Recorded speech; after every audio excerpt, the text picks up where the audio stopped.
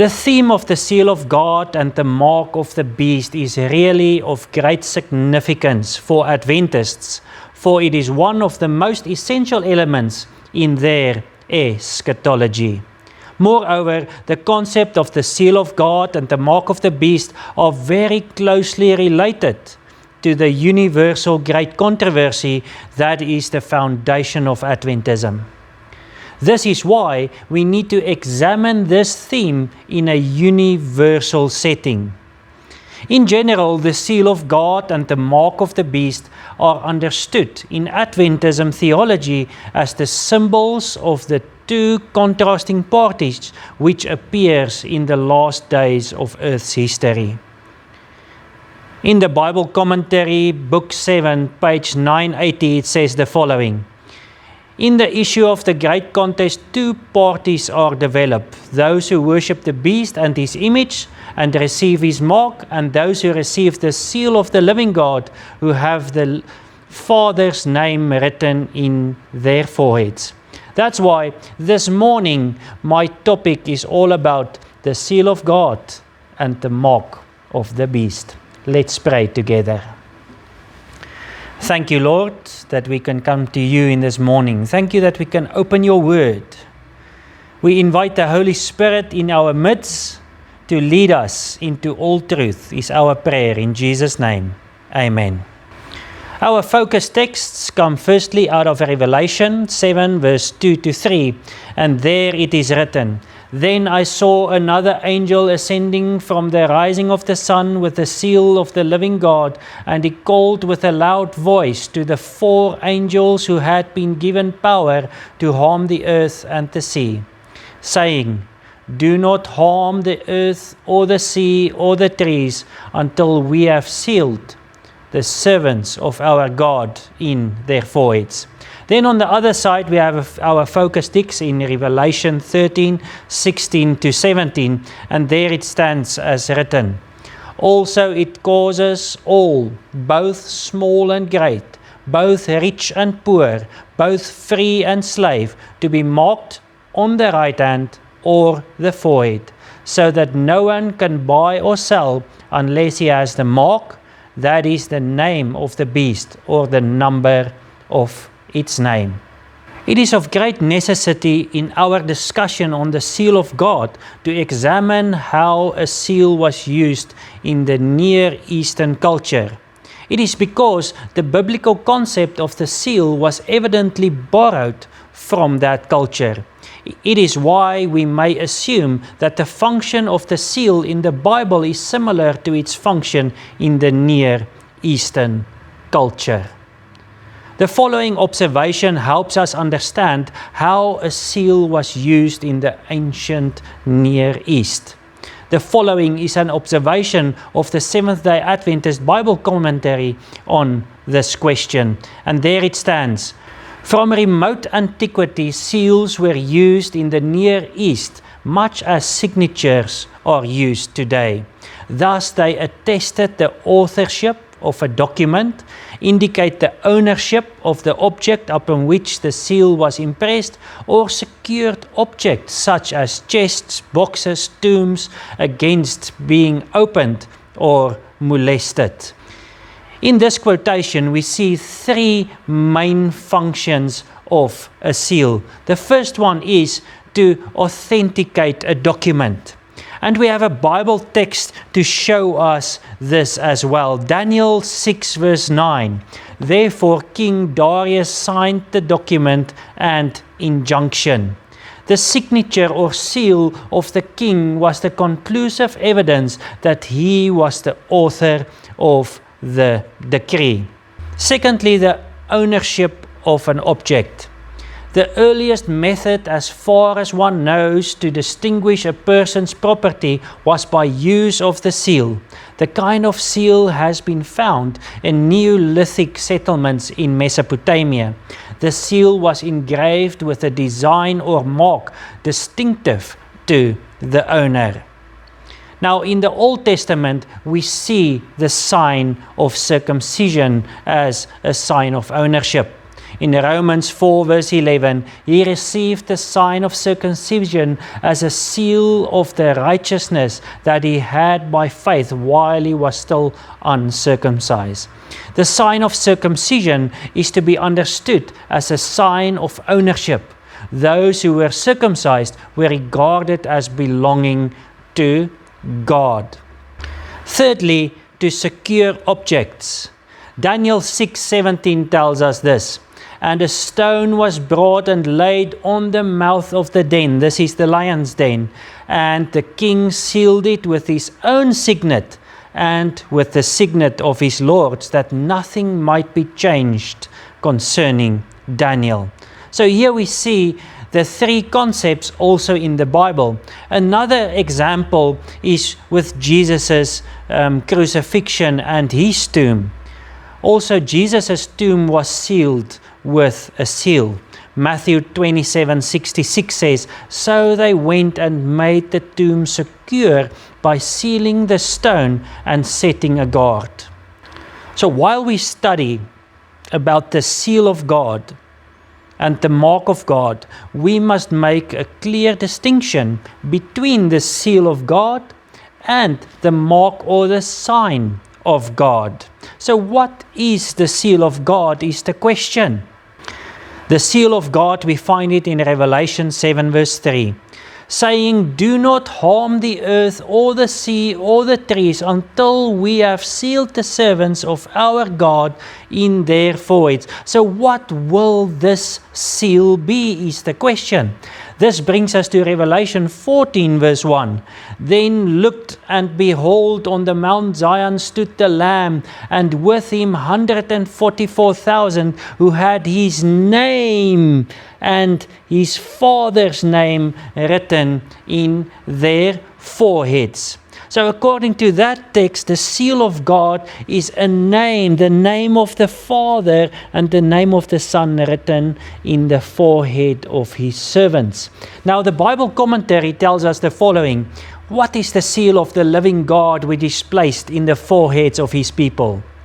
It is a mark which angels but not human eyes can read.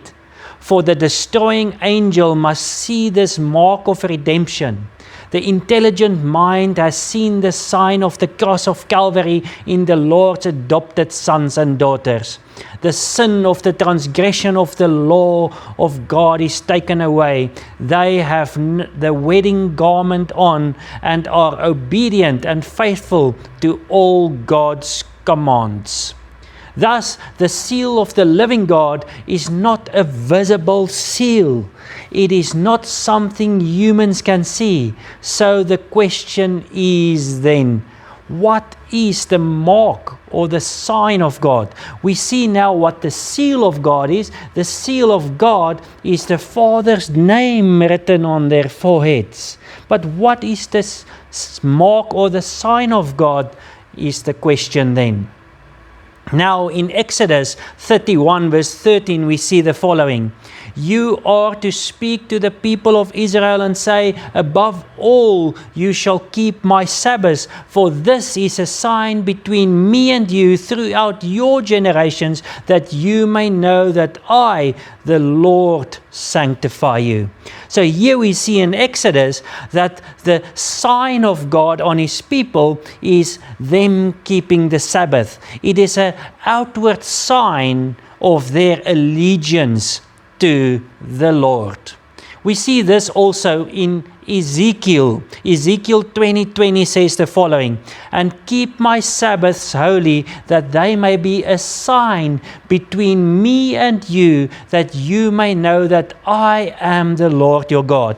So here we see that this sign of the Sabbath is something to distinguish them from all other gods. It tells them that this is your God if you keep his Sabbaths. And then Ezekiel 20:12 says, moreover, I gave them my Sabbaths as a sign between me and them, that they might know that I am the Lord who sanctifies them. So here we see that the Sabbath is an outward sign of their inward allegiance to God. So how is the mark or the sign of God related to the seal of God is the question. In the Bible commentary, it says the following: those who would have the seal of God in their foreheads must keep the Sabbath of the fourth commandment. This is what distinguishes them from the disloyal, who have accepted a man-made institution in the place of the true Sabbath. The observance of God's rest day is the mark of distinction between him that serveth God and him that serveth him not. The law of God, especially the Sabbath of the Sabbath keeping, used to be the sign which made the distinction between God's people and the Gentiles. In the Old Testament days, the Sabbath keeping was always a sign to distinguish Israel from the Gentile nations. It will be again a mark of distinction in the last days between those who worship God and those who worship the beast or Satan. In the everlasting gospel of Revelation 14, God calls people back to recognize him as creator. We read in Revelation 14:7 the following: "And he said with a loud voice, Fear God and give glory to him, because the hour of his judgment has come, and worship him who made the heaven and the earth and the sea and the springs of water." So here we see in Revelation 14:7 that God calls people back to worship the Creator God. But how is this calling back to Sabbath worship? Well, Revelation 14:7 is a direct quotation out of the fourth commandment, and this we see in Exodus 20 verse 8 and 11. "Remember the Sabbath day to keep it holy." Why? "For in 6 days the Lord made the heaven and the earth and all that in them is, and rested on the 7th day. Therefore the Lord blessed the Sabbath day and made it holy."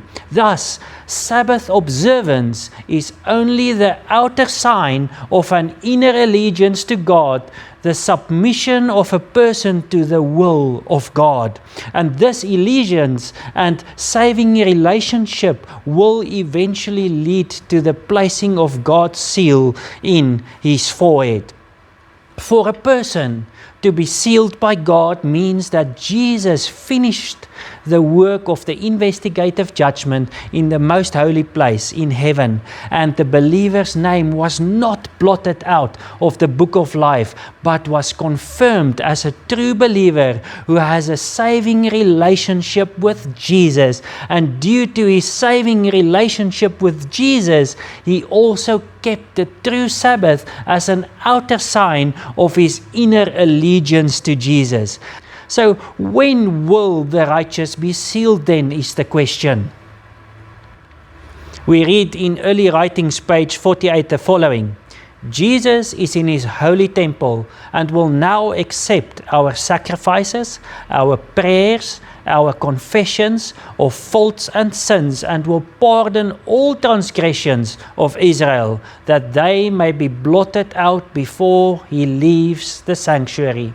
When Jesus leaves the sanctuary, then they who are holy and righteous will be holy and righteous still, for all their sins will then be blotted out, and they will be sealed with the seal of the living God.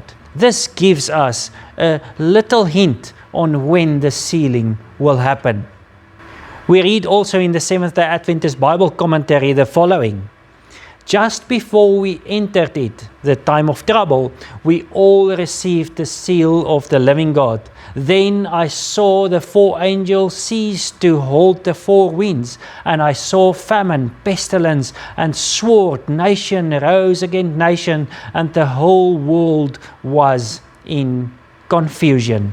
So when is the sealing time? The sealing time is just before the 7 last plagues, just before Jesus comes back to this earth.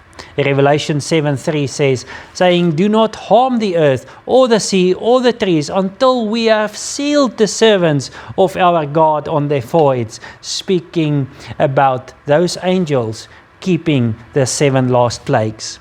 So the question is, when will the earth be harmed?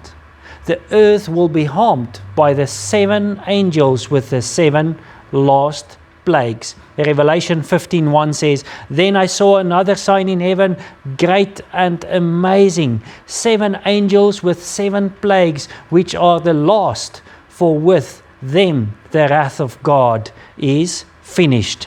Thus, the sealing of God's people will happen just before the close of probation, when Jesus comes out of the most holy place with the names of his faithful followers written in the book of life, and just before the 7 last plagues. So let's move on to what is the mark of the beast then. As mentioned earlier, the seal of God and the mark of the beast are described in the Bible as the symbols of the 2 opposing powers in the great controversy, especially in the last stage of history. So while the concept of the seal of God is found throughout the Bible, the reference to the mark of the beast is found only in the book of Revelation.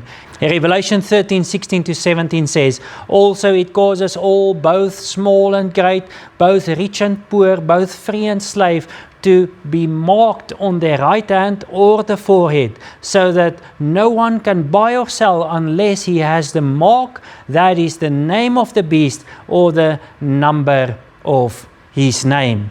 And also in Revelation 14:11, "And the smoke of their torment goes up forever and ever, and they have no rest day or night, these worshippers of the beast and its image, and whoever receives the mark of its name." Now the mark of the beast is related to the name of the beast, as the seal of God is related to the name of the Father, that is his character. The mark of the beast will be received at the very last moment of Earth's history. We read in the commentary the following: "John was called to behold a people distinct from those who worship the beast and his image by keeping the first day of the week. The observance of this day is the mark of the beast," it says there in the Bible commentary. We read further in the Bible commentary, "When the test comes, it will be clearly shown what the mark of the beast is. It is the keeping of Sunday.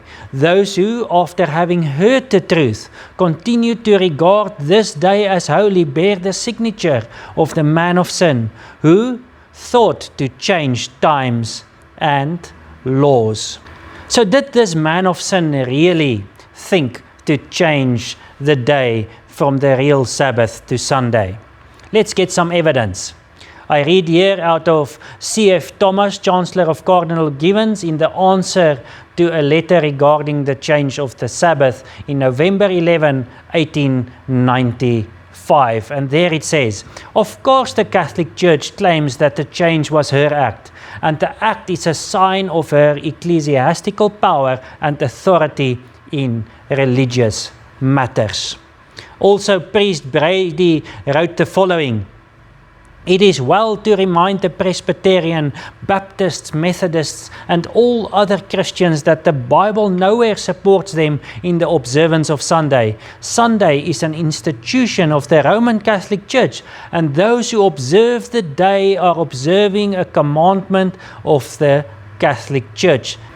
So, Sunday or Sunday observance is clearly identified with the mark of the beast. There is no question about it. However, it seems that it is not logical to identify the Sunday observance as the mark of the beast, in the sense that it is received by those who finally choose to worship the beast or Satan. For Sunday observance is the very expression in the last days to choose to worship the beast.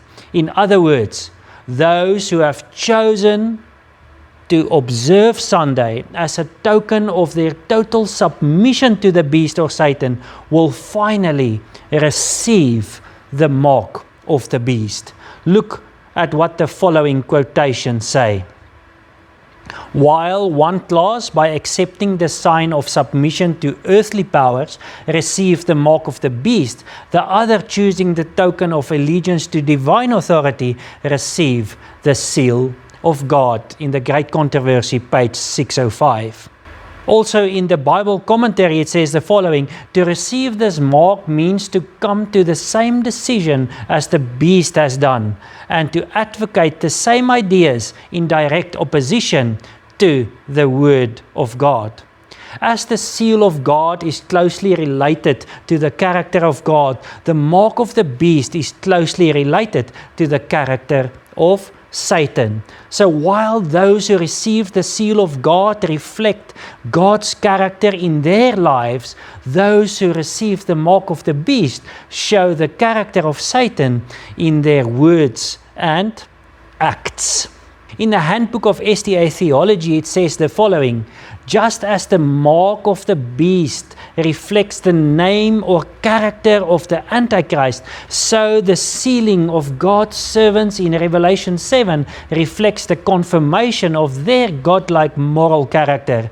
This can be derived from the fact that God's seal is also called the Lamb's name and his Father's name in Revelation 14:1. The mark or seal indicates a relationship of belonging either to Christ, the Lamb, or the Antichrist, the beast. So when will the people receive the mark of the beast is then the next question.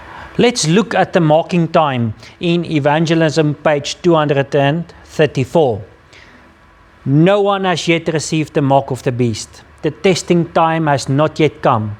There are true Christians in every church not accepting the Roman communion. None are condemned until they have had the light and have seen the obligation of the fourth commandment.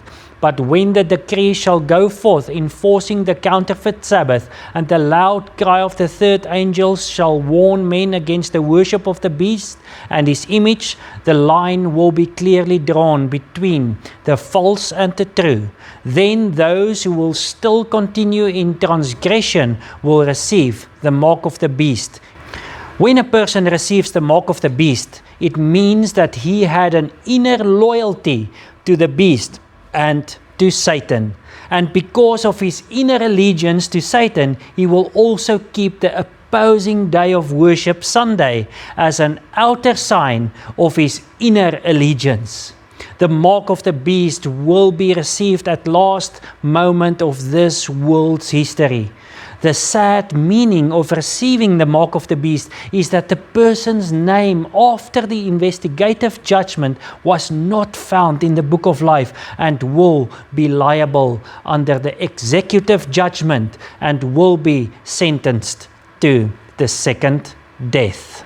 Revelation 13:16-17 says, also it causes both small and great, both rich and poor, both free and slave, to be marked on the right hand or in the forehead, so that no one can buy or sell unless he has the mark, that is, the name of the beast or the number of his name. Sunday or Sunday observance is not yet the mark of the beast. It will be a mark of distinction only when the Sunday observance is enforced by law. When the final decision must be made, the wicked will choose to serve Satan and express their loyalty to him in the way to honor his day, Sunday. Now, based on their free decision, the wicked will finally receive the mark of the beast, which forever confirms that they belong to Satan. Those who belong to Satan will be totally destroyed together with him in the final judgment. And that is a very sad moment, isn't it? Now, when a person receives the mark of the beast, it means that he had an inner loyalty to the beast and to Satan, and because of his inner allegiance to Satan, he will also keep the opposing day of worship. Sunday as an outer sign of his inner allegiance. The mark of the beast will be received at last moment of this world's history. The sad meaning of receiving the mark of the beast is that the person's name after the investigative judgment was not found in the book of life and will be liable under the executive judgment and will be sentenced to the second death. So this morning, my prayer is that all of you will be loyal to Jesus. Because if you are loyal to Jesus and you have an inner allegiance to Jesus, you will follow his commands. And if you have this inner allegiance to Jesus, you will also keep the day that he has instituted. And if you have this inner allegiance to Jesus, you will have the outer sign of the Sabbath as worshiping him on the Sabbath. And then in the final moments of this earth's history, you will receive the seal of the living God because you were loyal and have a strong allegiance to Jesus. So my prayer this morning is that each one of you will be loyal to Jesus and you will have a strong allegiance with Jesus. May each one of you receive the sealing at the end of time is my prayer. In Jesus' name, amen.